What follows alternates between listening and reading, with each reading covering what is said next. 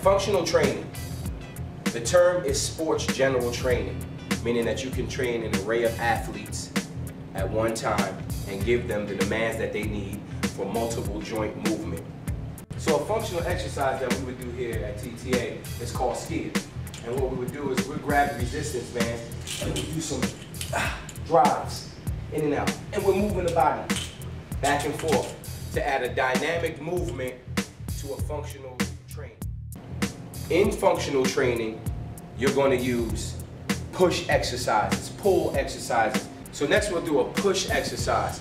And with that push exercise, what we'll add is a forward lunge.